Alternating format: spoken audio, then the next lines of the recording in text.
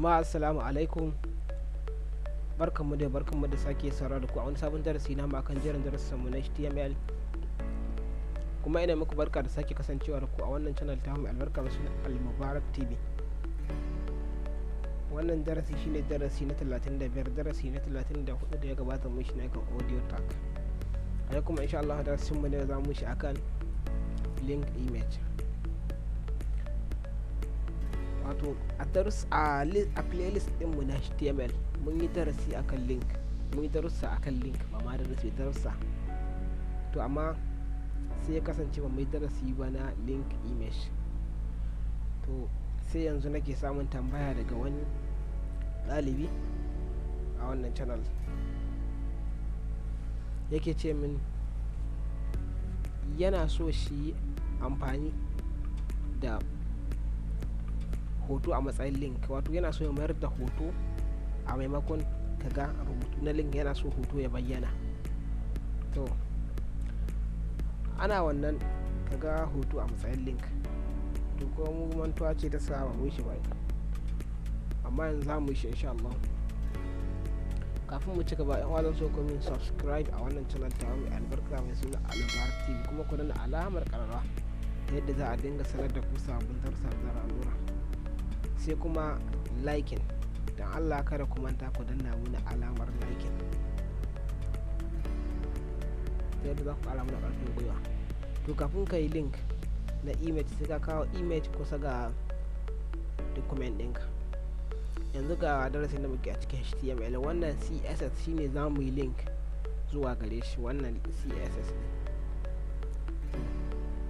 za mu yi link zuwa cikin wannan page, daga wannan page zuwa wannan page.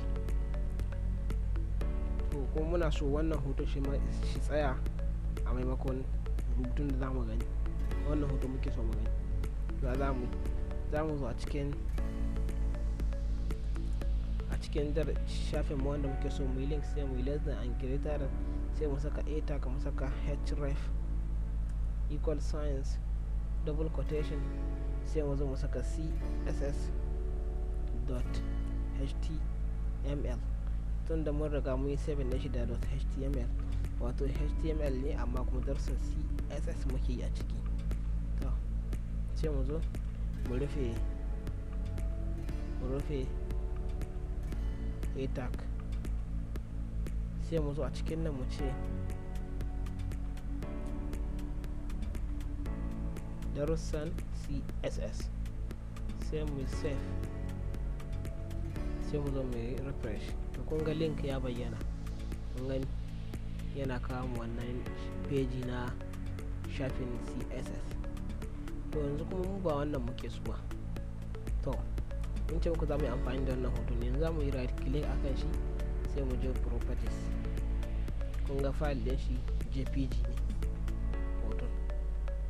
To abinda za mu yanzu sai mu koke wannan rubutun, sai mu saka a tag img na hoto, sai mu saka source, sai mu saka equal signs double quotation, sai mu zo a cikin source din nan, mu zo mu yi right click akan name, rename na hoton mu, sai mu copy din wannan sunan hoton, sai mu zo a ciki mu paste, sai mu saka dot jpg inda file din shi jpg ne, sai mu je mu save, sai mu zo mu refresh.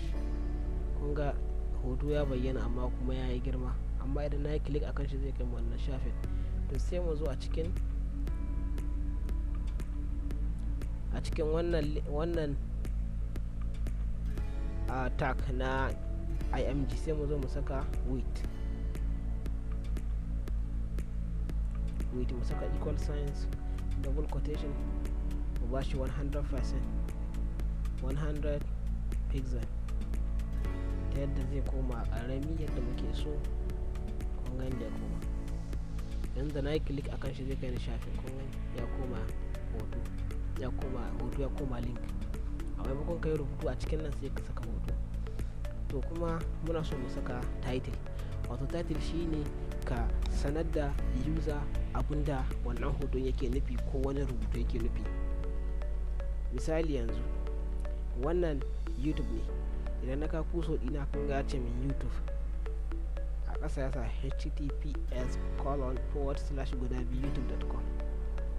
idan na kawo shi nan ya ce min news, gani maps, gani gmail, to shi ne title. yanzu da na kawo abun nan ya ce min maps, na san map ne, to shi ne yanzu wannan muna so mu yi title akan shi, sai mu zo mu saka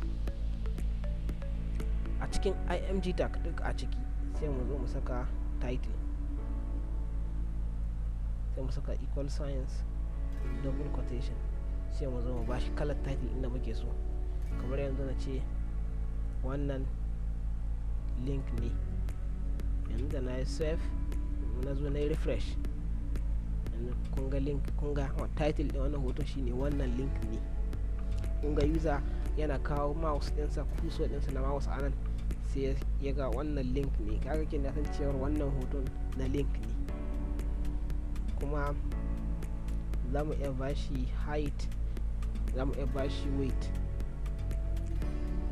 sabida mu bashi width din, height din da muke so, domin girmansa da tsayinsa su yadda muke so. za mu iya saka height, za mu iya saka duk dai wani abu da ka sani a cikin HTML img tag na hoto da kasan ana yi.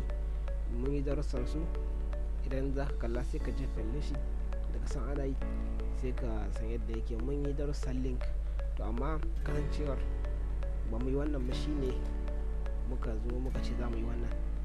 Yanzu wannan bidiyon zan saka shi a playlist guda biyu, zan saka shi a playlist din HTML da playlist din tambayar amsa, sabida an na tambaya ta aka yi, na biyu kuma HTML ne.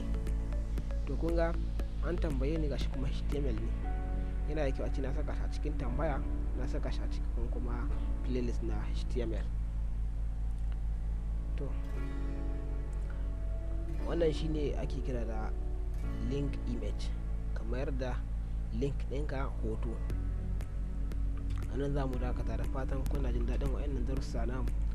Wassalamu alaikum wa rahmatullah, a huta lafiya.